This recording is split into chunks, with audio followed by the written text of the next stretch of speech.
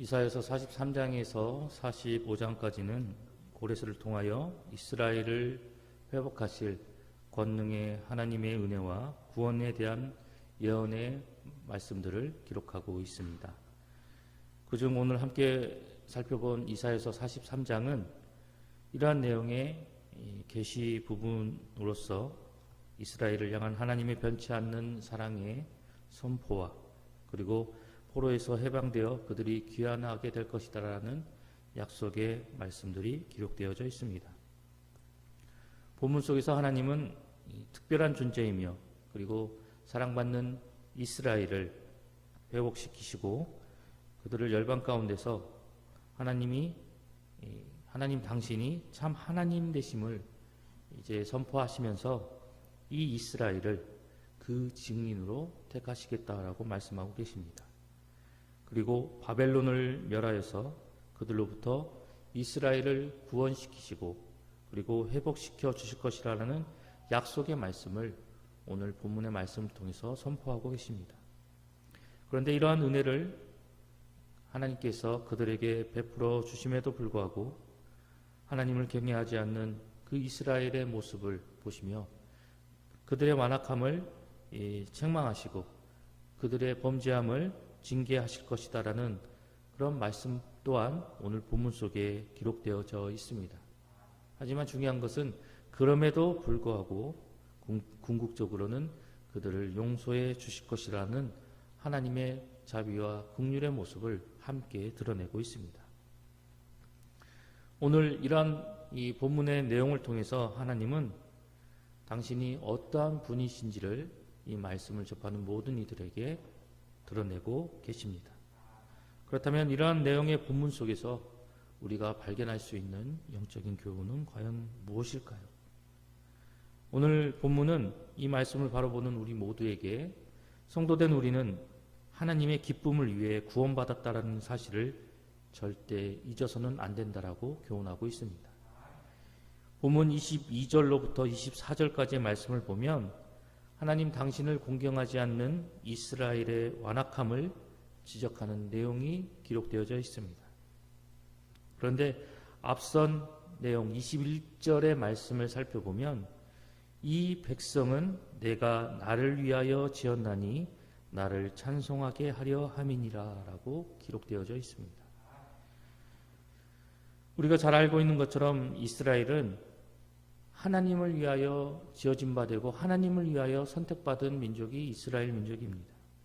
그들은 하나님의 소유이고 그리고 하나님을 기쁘시게 하는 삶을 살아야 하는 존재들이 바로 이스라엘 백성들이었습니다. 그들은 하나님을 예배하는 것, 이것을 그들의 삶의 목적으로 삼고 그리고 하나님을 찬양하는 것을 그들의 본분으로 삼았어야 했습니다.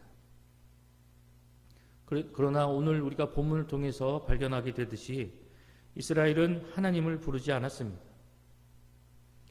그들이 하나님께로부터 지으심을 받고 하나님께로부터 선택받은 민족임에도 불구하고 그들이 하나님을 부르지 않았다라는 것은 그들은 하나님을 자신들의 주와 자신들의 왕으로 인정하지 않았다라는 것을 의미합니다.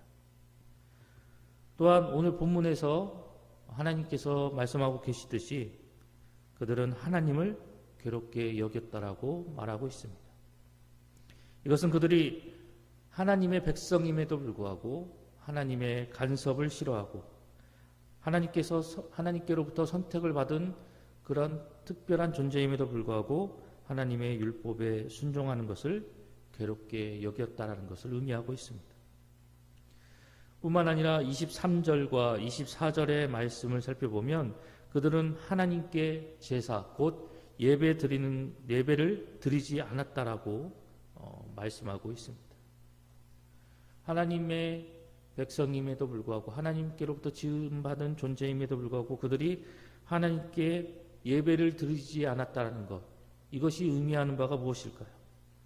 그것은 바로 자신들에게 주어진 본분을 완전히 망각하였다라는 것입니다. 하나님을 기쁘시게 하고 그리고 그분을 영화롭게 하는 그 역할을 온전히 감당하지 못한 채 도리어 하나님 앞에서 범죄하고 악을 행함으로 하나님을 수고롭게 하고 그리고 하나님을 괴롭게 만들었다라는 것입니다. 이러한 이스라엘의 모습, 이 어찌 배은망덕한 모습이 아니다라고 말할 수 있을까요? 하나님은 그들에게 많은 은혜를 베풀어 주셨습니다. 우리가 잘 알고 있는 것처럼 하나님께서는 이스라엘을 애굽에서 구원하기 위해서 많은 수고와 노력을 감당하시고 그들에게 많은 은혜를 베풀어 주셨습니다. 그들을 그곳에서 구원하기 위해서 큰 대가를 치르셨음을 우리는 성경을 통해서 알고 있습니다. 어디 그뿐입니까? 그들을 약속의 땅 가나안으로 인도하기 위해서 하나님은 크신 은혜와 자비로 그들을 날마다 돌보시고 그들을 지켜주셨습니다. 그리고 실제로 이러한 하나님의 약속과 계획하심에 따라 그들이 약속의 땅 가나안 땅에 들어와서는 어떻게 하였습니까? 하나님은 그들을 위해서 헤아릴 수조차 없는 많은 자비와 은혜를 그들에게 베풀어 주시고 그들을 이끌어 주셨습니다. 그런데도 이스라엘은 그런 하나님을 배반하였습니다. 하나님을 기쁘시게 하기는커녕 오히려 하나님 앞에 범죄함으로 죄악을 저지름으로 하나님을 괴롭게 하고 하나님의 가슴을 아프게 만들었습니다. 이러한 이스라엘의 모습은 마치 페르나와도 같은 그런 안타깝고 그리고 불쌍한 그런 모습이다라고 말할 수 있을 것입니다. 사랑하는 성도 여러분, 부모는 자식을 위해 희생하고 헌신하는 수고를 마다하지 않습니다. 자식을 위해서라면 무엇이라도 하는 것, 그것이 바로 부모의 모습입니다. 그리고 이러한 부모의 사랑을 받은 자녀들은 그 은혜에 감사하며 그리고 부모님을 기쁘시게 하기 위해 최선을 다하는 것, 이것이 우리가 세상 속에서 흔히 볼 수 있는 부모와 자식 간의 그런 관계이고 모습입니다. 부모의 사랑을 깨닫고 부모의 은혜에 감사하며 그 부모를 기쁘시게 하기 위해 최선을 다하는 그런 자녀의 모습을 바라보는 부모는 그것을 보며 또 자녀를 위해서 더 많은 것을 희생하고 더 많은 것을 주기 위해서 노력하고 부모의 사랑과 부모의 은혜를 깨달은 그 자녀를 위해서 그 자녀가 더 행복해질 수 있도록 더욱더 애쓰고 수고하며 노력하며 나가는 것이 바로 부모의 모습입니다. 사랑하는 이러한 자녀들의 모습을 바라보면서 비록 자기는 수고롭고 그리고 자녀를 위해서 많은 어려운 일들을 감당하며 나아가고는 있지만 그러한 자녀들의 모습을 바라보며 부모들은 힘듦에도 불구하고 수고함에도 불구하고 그런 자녀들을 바라보며 자식 키운 보람을 느끼고 흐뭇해하는 그런 모습을 우리는 잘 알고 있고 그런 모습을 보게 됩니다. 그런데 중요한 것은 바로 하나님께서 이스라엘을 이렇게 부모가 자식을 대하였듯이 그들을 사랑하여 주셨고 은혜를 베풀어 주셨고 그들을 보살펴 주셨다라는 것입니다.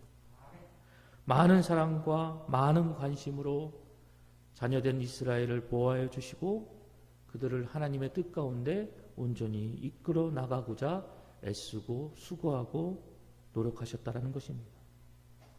그렇기 때문에 이러한 하나님의 자비와 은혜와 사랑 앞에서 자녀된 이스라엘은 마땅히 하나님을 기쁘시게 해드리기 위해서 그들은 최선을 다하고 노력했어야만 했었습니다. 하지만 이스라엘의 모습이 어떠했습니까? 그들은 하나님을 기쁘시게 하기는커녕 악을 행하고 하나님의 가슴을 아프게 만들고 자신들이 하나님 앞에 범죄하고 저지른 그 죄에 대한 뒤처리를 하나님께서 감당하게 만들어 버리고야 말았습니다. 어디 이뿐입니까? 결국 그들은 하나님을 배반하고야 말았습니다. 여러분, 이스라엘이 왜 바벨론 포로라는 심판을 받게 되었는가에 대해서 우리는 다시 한번 기억해 보아야 할 것입니다. 그들이 이렇게 하나님께로부터 버림을 받고 바벨론이라는 강대국의 침략을 받아서 그들이 고통당하고 괴로움을 당하며 결국 그 바벨론의 포로로 끌려가게 된 이유는 바로 하나님 앞에서 그들이 배은망덕한 모습을 보였기 때문입니다.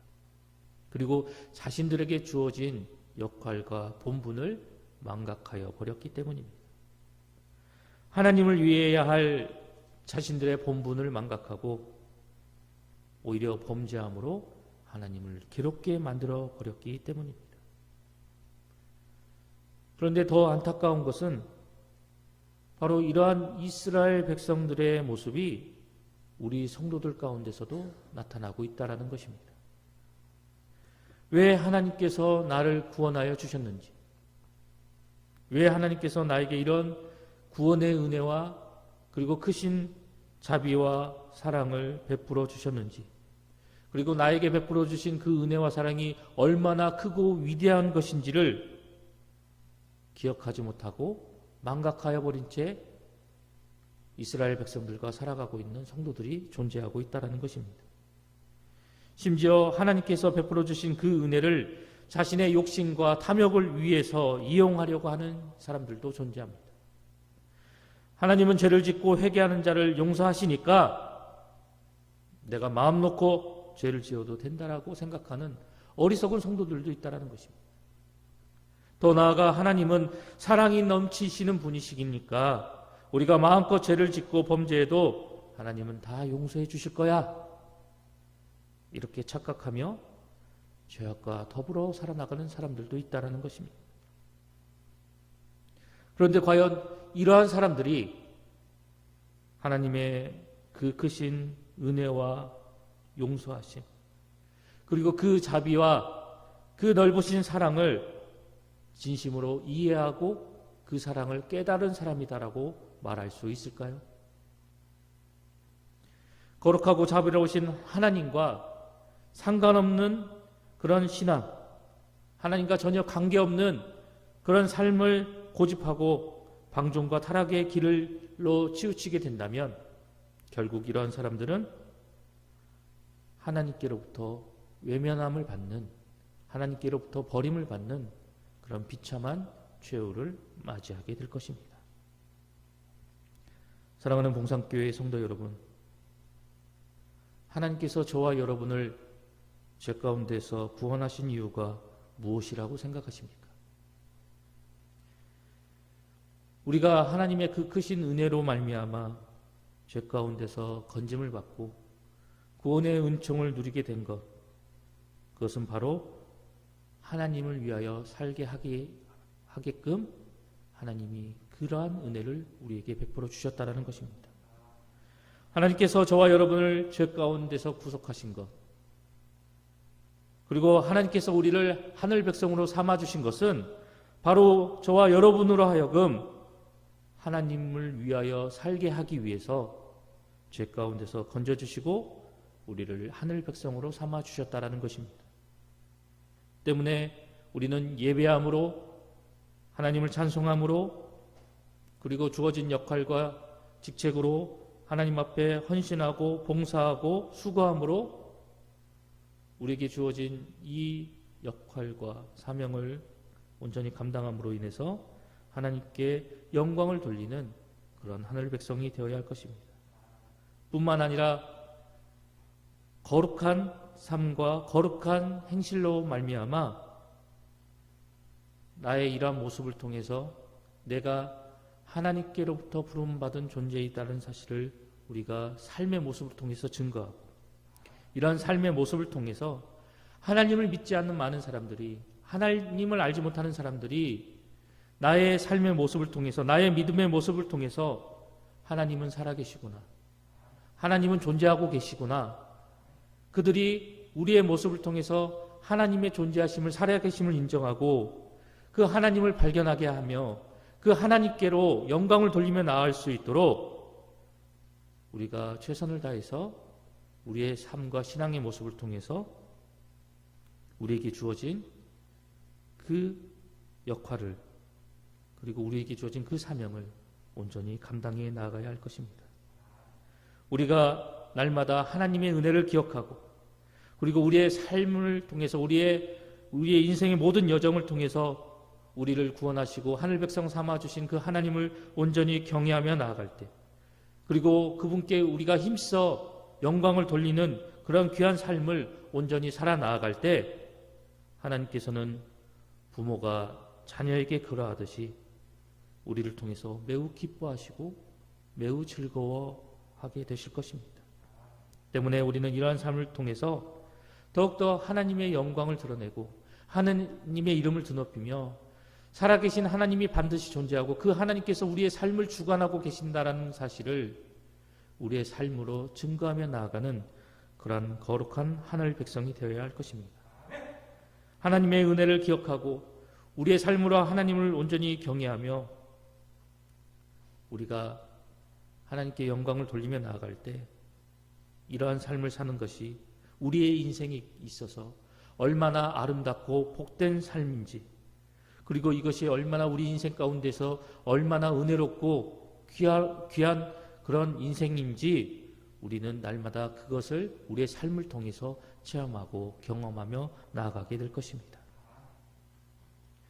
그런즉 너희가 먹든지 마시든지 무엇을 하든지 다 하나님의 영광을 위하여 하라라는 고린도전서 10장 31절의 말씀을 기억하면서 오늘도 우리에게 새롭게 주어진 이 하루 속에서 나에게 주어진 그런 사명과 역할이 무엇인지를 기억하고 오늘도 나의 삶을 통해서 하나님의 영광을 위해 수고하고 헌신하며 나아가는 우리 봉상의 모든 성도님들이 되시기를 간절히 소망합니다.